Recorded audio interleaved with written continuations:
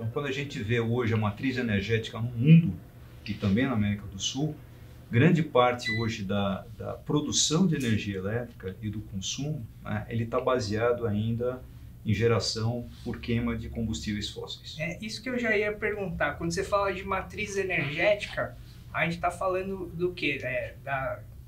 De como a energia é gerada, se ela é hidrelétrica, qual é a fonte da energia, né? Qual é a fonte? Se eu uso no caso da hidrelétrica, né, que a gente vai usar aí a reserva de água, né, a represa que a gente tem, a gente represa, a gente faz ali aquele acúmulo de água e vai usar a queda d'água para fazer girar as turbinas, e essas turbinas girando vão acabar produzindo energia.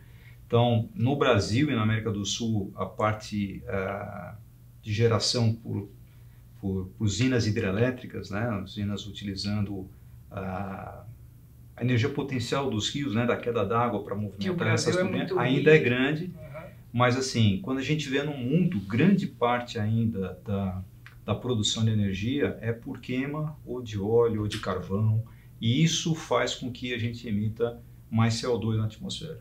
Entendi. E aí, como consequência, a gente tem um aquecimento global. Então, daí a preocupação da gente reduzir, descarbonizar para reduzir a quantidade de emissão de gás carbônico na atmosfera e, portanto, tentar parar ou diminuir o máximo possível, né, o aquecimento global. Então, tudo gira em torno do que a gente está vendo aí em termos de desastres naturais, né, o que aconteceu recentemente agora em Petrópolis, né, que a gente teve essas trombas d'água que a gente tem. Então, tudo isso é consequência do aquecimento global. E o grande causador desse desequilíbrio, né, está na forma como a gente produz energia e como a gente consome energia.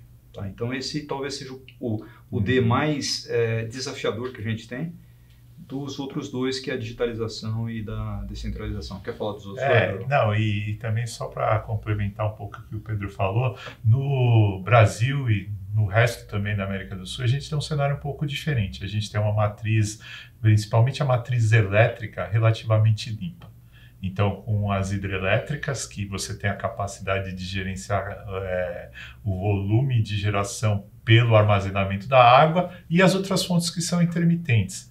Qual que é a diferença? As mudanças climáticas trazem coisas como a própria crise hídrica, que a gente reduz a nossa capacidade de gerar energia renovável e passa a gerar mais energia baseada em combustíveis fósseis. Ou seja, se não chove, a gente tem que buscar outra alternativa. Tem que usar uma bateria, que é um combustível fóssil. Na verdade, o que acontece, né? Então, a gente teve recentemente esse problema da seca, né?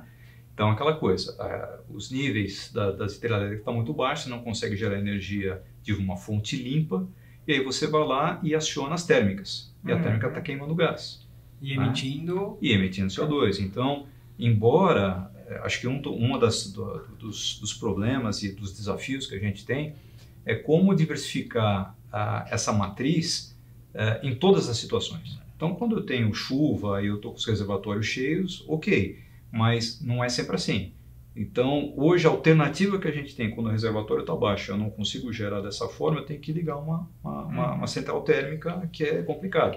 Poderia usar vento, poderia usar o solar, né? Então, a eólica poderia fazer o complemento dessa matriz e a gente ter esse equilíbrio. Então, em épocas de seca, a minha matriz energética proveniente de energia eólica, ela consegue me abastecer, e aí eu consigo ter isso sempre limpo, sem ter que ligar uma térmica. Né? Ainda hoje não estamos nesse nível. A né? realidade do Brasil ainda não... Eu acho que no mundo inteiro, de uma forma geral, né? Porque até a reserva que a gente tem no Brasil de recursos hídricos, você não tem no mundo inteiro. Então, a Europa ainda é dependente de energia nuclear. Nós estamos vendo a discussão agora lá com a Ucrânia, com as usinas nucleares, né?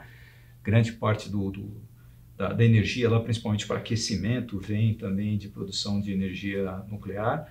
Mas o grande emissor de CO2 ainda é a China, que queima carvão. Na época das Olimpíadas tinha muito claro isso, que a atmosfera, assim, você via, era tudo meio escurecido. Um pouco menos, né? Porque no caso a China, ela parou a produção industrial para poder sediar as Olimpíadas. Então na verdade era muito pior. Baixar a poluição. Que loucura. Baixar a poluição. Chega nesse nível, então. Chega nesse nível.